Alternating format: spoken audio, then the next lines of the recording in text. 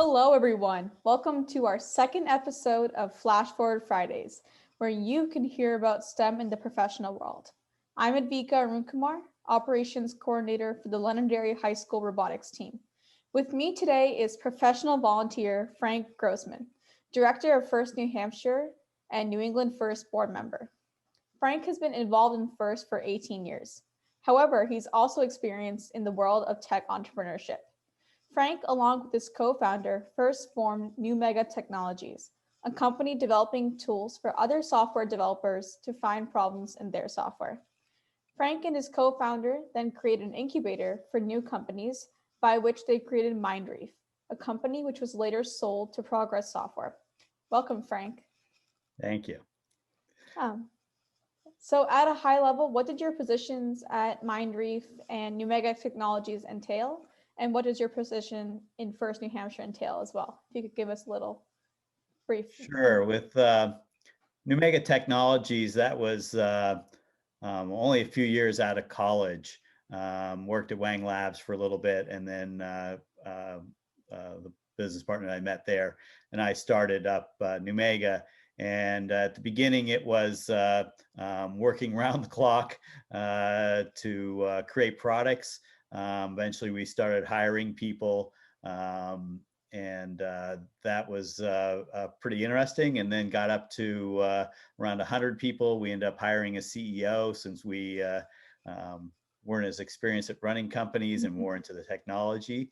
And so at that point, I became the chief technology officer for the company.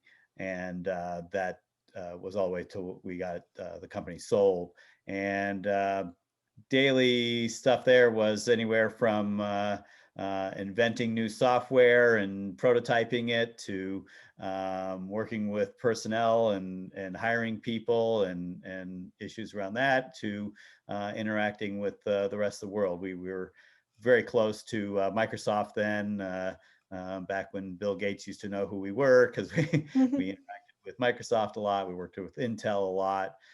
Where Intel would actually come to us when they were making a chip and say, we have a few gates left, what debugging features we put into this chip. And so we were pretty active in the industry then. At Mindreef, again, was a president, actually wearing a Mindreef shirt. And was very similar, inventing software and keeping people going. And then today, as you said, I'm a professional volunteer. I also sometimes go by the title Chief Instigator. And I pretty much helping making sure all the FIRST programs in New Hampshire run well, and that we're growing well, and helping acquire money for teams and for our events. So usually a pretty full week. We just did the Governor's Cup last weekend. That was a lot of work, but a ton of fun. Yeah, Governor's Cup was really amazing. And from my standpoint, I think you guys did an awesome job adapting to COVID-19, especially, because Governor's Cup pre-COVID was like such an amazing event. And now you guys did an awesome job adapting. So I really congratulate you for that. Thanks. One of those chief instigator things of way back in the summer. Yeah. Hey, let's do this. Pulled it off. A great team. I agree. So were you involved in any STEM or robotics clubs in high school or during your undergraduate studies? And if so, how did that influence your career path? And if not, what sparked your interest in STEM? So in high school, I was very interested in computers early on. And in high school, I actually wired up my own computer that had toggle switches and buttons, and you could program it. And was sort of the first computer I really interacted with was that. And after building that and going in college, I got both interested in electronics and the programming, and actually created the first electronics minor that the school had, and made it so it all worked together. And we didn't have any clubs like that, but we did certainly get together, a few of us that were programming a lot. Was an interesting time because we went from having cards and feeding them into a feeder in the really early days to Apple computers where we could do a little bit more online. And then the IBM PC was just coming out as I was finishing college. So between all of that, just really fell in love with writing programs and what we could do with software, and that sort of led to the companies. So yeah. So you knew early on that like going into tech or computer science was the right field for you. Oh yes, yes. I started, well, first time I started programming, I just fell in love with it and couldn't stop. Awesome. I'm sure many of the people watching this would be feeling the same way. Like I fell in love with electronics working on the team on 1058 as a freshman, and obviously my role has changed a little bit, but you know, I still hold that love for electronics, so I definitely understand where you're coming from. Yeah, and it's such a great time because you can, there's so much available, the electronics and everything, with places like Spark Fun and all these, you can just quickly buy things and put them Yeah. together. It's an amazing time to be able Mhm.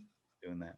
Yeah, we definitely have like a lot of opportunities available to us as first students, being like having a huge organization with so many people who are all interested in such similar things. So Yeah. we're really lucky to have that opportunity. Yeah, yeah, it's great. Yeah. Do you have any final words of encouragement for aspiring STEM professionals that are going to be watching this? I think it's finding your interest, but it's also just getting involved. There's so many places to get involved.